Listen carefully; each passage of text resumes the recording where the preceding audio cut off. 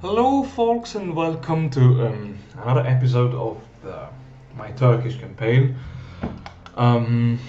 which begins with my deepest and most sincere apologies to all the Italians who may be watching this campaign, because um, while in the last episode I really complained about Italy.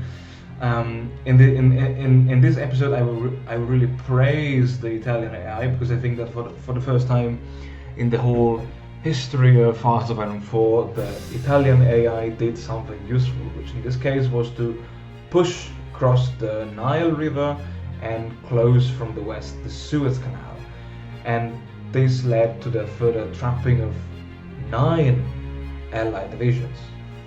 5 of which were immediately annihilated by the Ottoman Second Army, and the remaining 4 of them just were forced to surrender by the Italians as they were trapped east of the port of Alexandria of Egypt.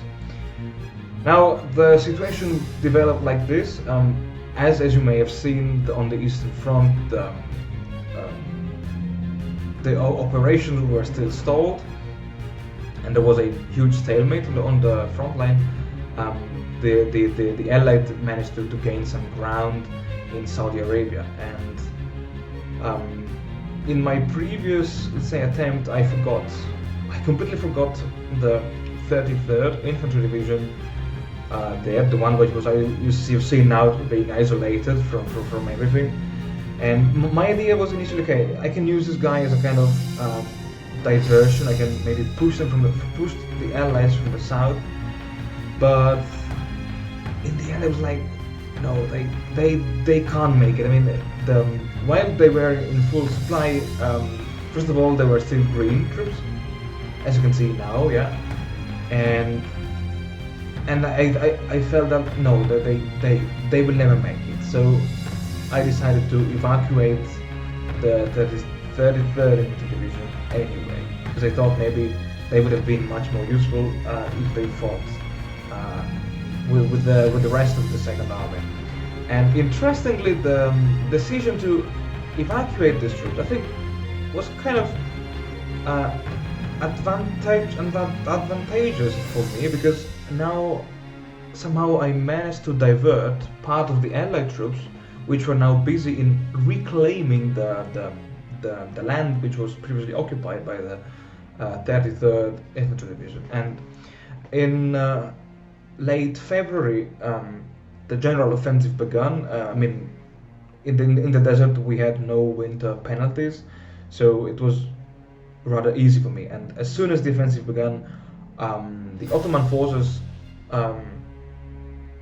let's say, succeeded everywhere in breaking through the enemy lines and pushing the Allies back once again from where they came from. What else? The pace, the speed of the advance was relatively low, and I was not expecting that, because, as you may have seen, the other Axis members were, let's say, willing to invite me to join the war against the Soviet Union, but I was still busy in fighting the liberation, I would say the re-reconquista of the Arabian Peninsula. And as I said, the pace of the operations was so slow for my rhythms that I've put in training 3 motorized divisions, and the canonical motorized division of the newly formed Ottoman army consisted just of 9 motorized battalions and 2 motorized light artillery battalions.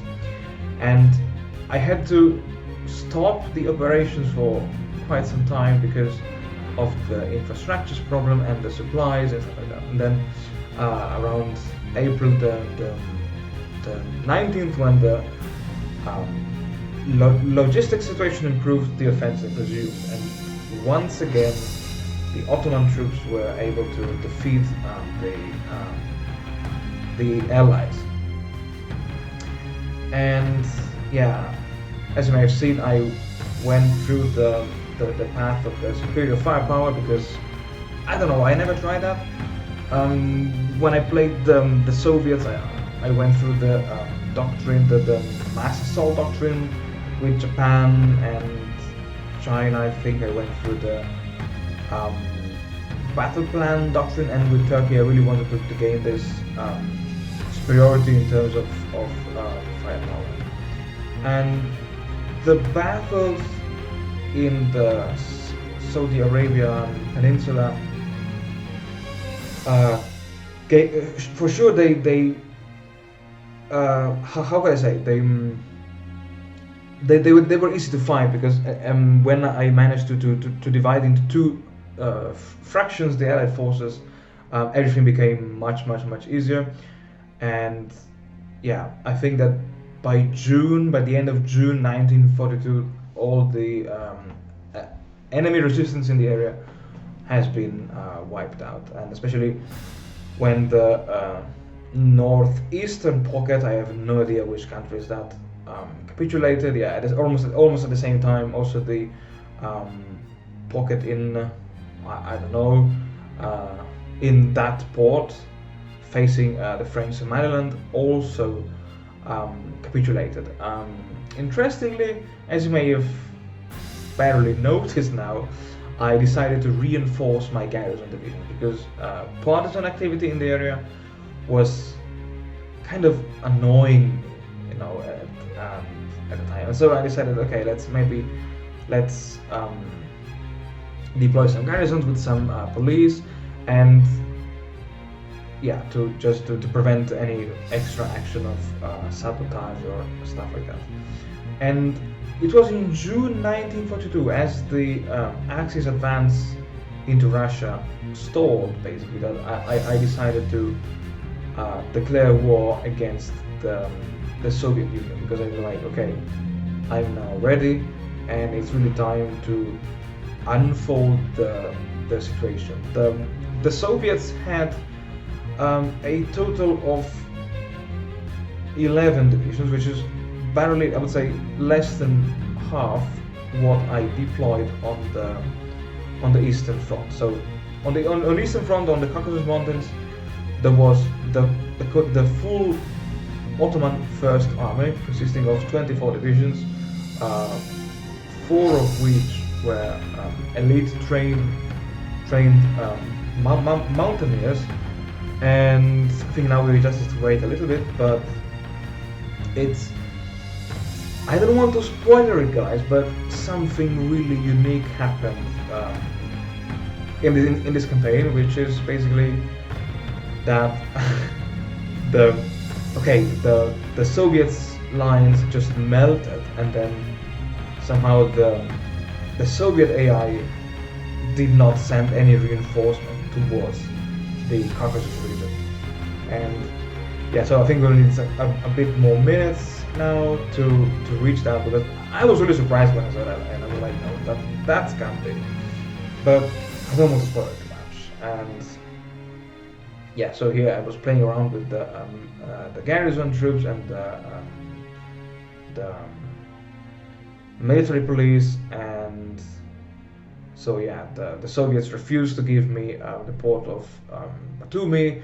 Okay, I called in the air support, because you know I had it, and so why not? And as you can see, right since the beginning of the war, the Soviet troops just fell back, and this is something that I did not understand. Maybe it was because the Red Army still had a lot of penalties in 1942 in terms of divisional organization, but yeah, so I was speechless when I saw that. I was like, come on, it can't be that the Soviets don't have any reserve in the region. But no, and as you can see, that the enemy troops were just falling back.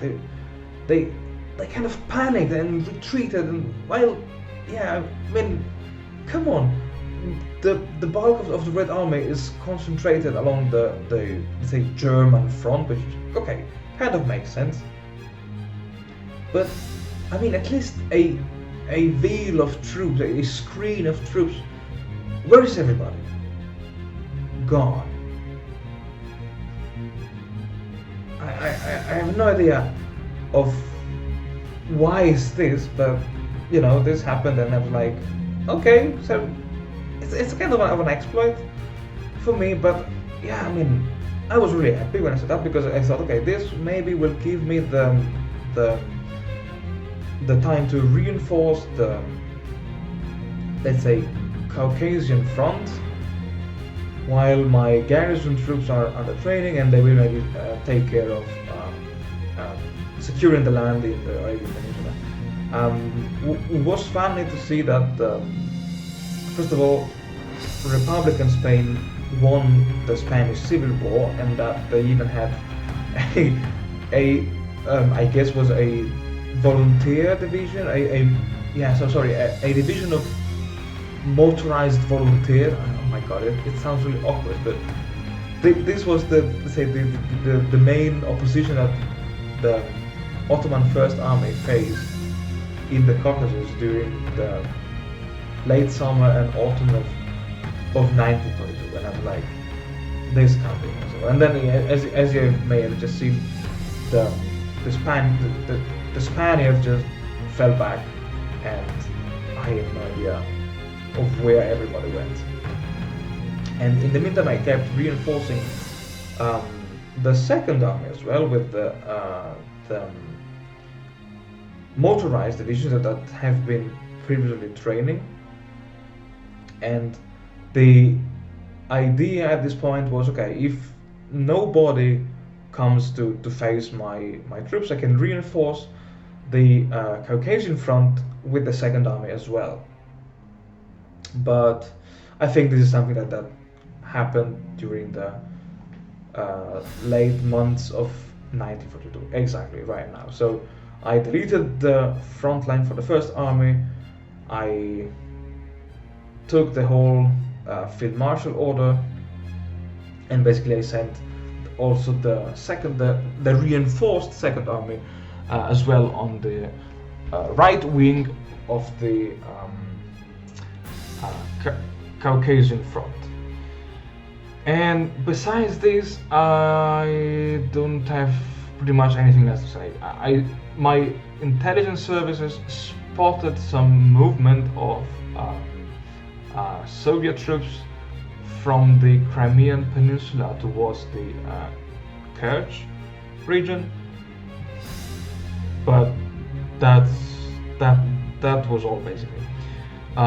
In terms of research, I've been interestingly focusing on developing the industrial technologies that will provide some reduction in the production costs of basically all the war equipment. And I think this was an interesting choice that I will definitely repeat with Italy and Germany, because also when I played China, I really underestimated the power of these techs. Okay guys, thank you very much for watching, and see you all in the next video, which will come really very soon.